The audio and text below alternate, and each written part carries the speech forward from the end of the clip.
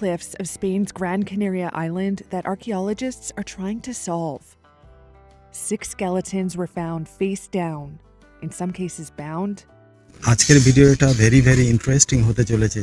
একেবারে নতুন তথ্য জানার জন্য শেষ পর্যন্ত থাকবেন, সাথে থাকবেন। তাই আশা করছি শেষ পর্যন্ত দেখবেন। হাইবারনেশন গবেষণার মাধ্যমে দীর্ঘজীবী হওয়ার প্রচেষ্টা। আসসালামু আলাইকুম and welcome to my channel Rehat talks live. আর আমি আপনাদের সাথে আছি Taher. Medical commission of the Indian Olympic অ্যাসোসিয়েশনের এমএস মালহোত্রা এবং Harvard Benson of Harvard medical স্কুলের একটা টিম 2010 সালে একটা কেস রিপোর্ট পেশ করেছিলেন। সেই রিপোর্টে বলা হয়েছিল সিকিমের রুমটেক মোনাস্ট্রির 3 জন মঙ্ক নিজেদেরকে ধ্যানের এমন পর্যায়ে নিয়ে গিয়েছিলেন যে তাদের মেটাবলিক রেট বা বিপাকীয় মাত্রা 64% কমে গিয়েছিল। আরও একটা ঘটনায় জানা যায় 2006 সালে জাপানের মিৎসুতাকা উচিকোশির একটা অ্যাক্সিডেন্টে পেলভিস হাড় ভেঙে যায়। তারপর উনি 24 দিন অচৈতন্য বা অজ্ঞান অবস্থায় বাইরে পড়েছিলেন। 24 দিন পরে একজন ট্রেকার তাকে খুঁজে পান। আশ্চর্যজনকভাবে উচিকোশি বেঁচে যান এবং শীঘ্রই পুরোপুরি সুস্থ হয়ে ওঠেন। এই দুটো ঘটনা বলার উদ্দেশ্য হলো রেপটাইলস বা পোলার বিয়ারদের মতো বা ব্যাঙেদের মতো এদের দেহেও নাকি হাইবারনেশন বা শীতঘুমের মতো ঘটনা ঘটেছিল। আমরা প্রায় সবাই জানি যে পবিত্র কোরআন শরীফে বর্ণিত আসহাবে কাহাবের যুবকেরা 309 দিন এক গুহার মধ্যে হাইবারনেশন অবস্থায় বেঁচেছিলেন। এখন সাধারণ প্রত্যেক মানুষের মধ্যে যাতে ইচ্ছামতো হাইবারনেশন ঘটানো যায় তার জন্য বিজ্ঞানীরা গবেষণা চালিয়ে যাচ্ছেন। তাদের মনের মধ্যে প্রশ্ন হলো, একটা ব্যাঙ যদি পারে তবে তার থেকে বেশি বুদ্ধিসম্পন্ন মানুষ কেন হাইবারনেশন ঘটাতে পারবে না? আসুন জেনে নিই হাইবারনেশনে কি হয়। হাইবারনেশন অবস্থায় দেহে মেনলি 4টি পরিবর্তন হয়। লংজিভিটি বা আয়ু দীর্ঘ হয়, অর্থাৎ বেশি দিন বেঁচে থাকা যায়। ক্যালোরি বা শক্তি ক্ষয় কমে, দেহের তাপমাত্রা কমে যায় ও মেটাবলিজম বা দেহের বিপাক ক্রিয়া কমে যায়। এই হাইবারনেশনের ফলাফল কি? হাইবারনেশনের ফলাফল ইতিমধ্যে মোটামুটি আন্দাজ করা গেছে। তবুও বলি, দেহের তাপমাত্রা বিপাক ক্রিয়া যেহেতু কম হবে সেহেতু দেহের শক্তি ক্ষয়ও কম হবে। ফলে দীর্ঘদিন খাবার না খেয়ে ও জলপান না করে বেঁচে থাকা যাবে। শরীরের কোষের কার্যাবলী ধীর হওয়ার কারণে ও মানসিক চাপ কমার কারণে বয়স বাড়ার গতি অনেকটাই কমে যাবে। ফলে এখন মানুষ যদি 60 বছর বয়সে বুড়ো হয় তখন হয়তো 120 বছর বয়সে বুড়ো হবে। আর প্রাণঘাতী রোগ কমে যাবে, আর হলেও সহজে সারিয়ে তোলা যাবে। এখন প্রশ্ন হলো, মানুষের হাইবারনেশন কি সম্ভব? গবেষকেরা দেখেছেন রাশিয়ার পস্কভ এলাকার চাষিরা বরফ জমা ভয়ঙ্কর শীতের দিনে অদ্ভুতভাবে বেঁচে থাকেন। ওই সময়ে খাদ্যের ঘাটতি থাকে, তাই তারা কার্যত পুরো শীতকালটাই ঘুমিয়ে কাটান। দিনের মধ্যে মাত্র একবার ঘুম থেকে উঠে 1 পিস ব্রেড খেয়ে ও 1 গ্লাস জল পান করে আবার ঘুমিয়ে পড়ে। গ্রিনল্যান্ডের ইনুইট গল্পে জানা যায় সেখানকার এক জাতি নভেম্বর থেকে জানুয়ারি শেষ পর্যন্ত হাইবারনেশনের মতো ঘুমাতেন।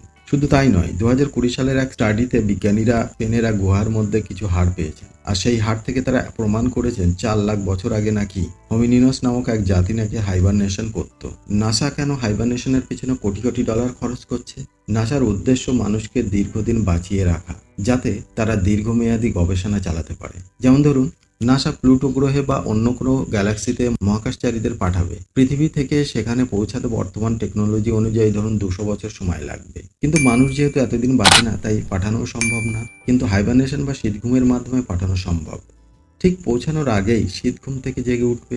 নাসা এমন চিন্তা ভাবনা নিয়ে আর্কটিক অঞ্চলের হাইবারনেটিং কাঠবিড়ালির উপরে গবেষণা চালাচ্ছে। আলাস্কা ইউনিভার্সিটির ডক্টর কেলি ড্রিউ জানান তারা এই গবেষণা দীর্ঘদিন ধরে কন্ডাক্ট করে চলেছেন। এখন প্রশ্ন হলো, বিজ্ঞানীরা সফল হচ্ছে না কেন? আসহাবে কাহাব বা গোয়াবাসীর ঘটনায় দেখা যায় হাইবারনেশনের মধ্যে থেকেও যুবকেরা নড়াচড়া করে এবং চোখের পাতা নাড়ায়। আর এখানেই লুকিয়ে আছে বিজ্ঞানীদের ব্যর্থতা।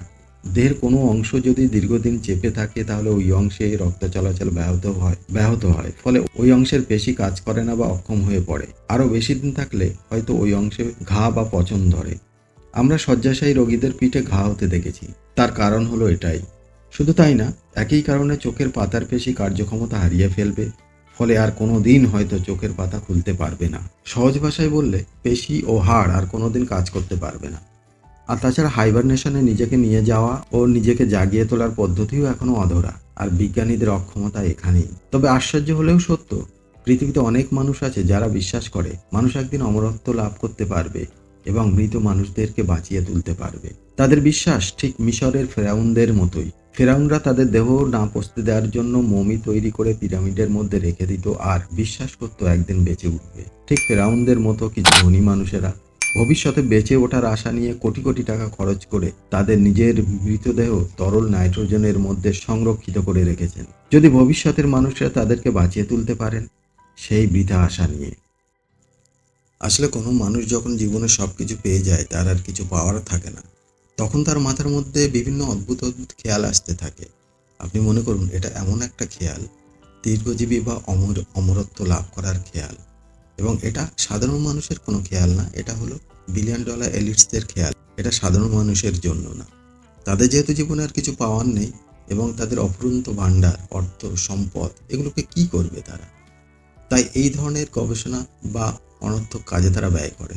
তারা চাইলেই টাকাগুলো বা অর্থ সম্পদগুলোকে তারা দরিদ্র, হতদরিদ্র, না খেতে পাওয়া বিভিন্ন অসহায় মানুষদেরকে দিয়ে তাদের সহায় হতে পারে, তাদের পাশে দাঁড়াতে পারে, তাদেরকে উপকার করতে পারে।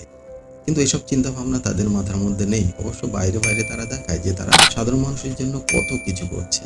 এরকম নাম আমরা হর হামেশায় আমাদের চোখের সামনে আমরা দেখতে পাই, কিন্তু বাস্তবে দেখা যায় যে এইসব মানুষদের জন্য তারা কি প্রকৃতপক্ষে উপকার করছে? তাদের উপকারের পিছনে তাদের অন্য কোনো রহস্য লুকিয়ে আছে। এগুলো জানতে হলে আমাদেরকে আরও স্টাডি করতে হবে, আরও গবেষণা করতে হবে, আরও খোঁজাখুঁজি করতে হবে। তাহলেই তো আসল কথা, আসল তথ্য, আসল ঘটনা, আসল কারণ আমরা খুঁজে পাবো। আশা করি আজকের ভিডিও থেকে নতুন কোনো তথ্য পেলেন। আজ তাহলে এখানেই শেষ করছি। আপনারা সবাই ভালো থাকবেন, সুস্থ থাকবেন, আর হ্যাঁ, সাবধানে থাকবেন। Thanks for watching this video. আল্লাহ হাফেজ।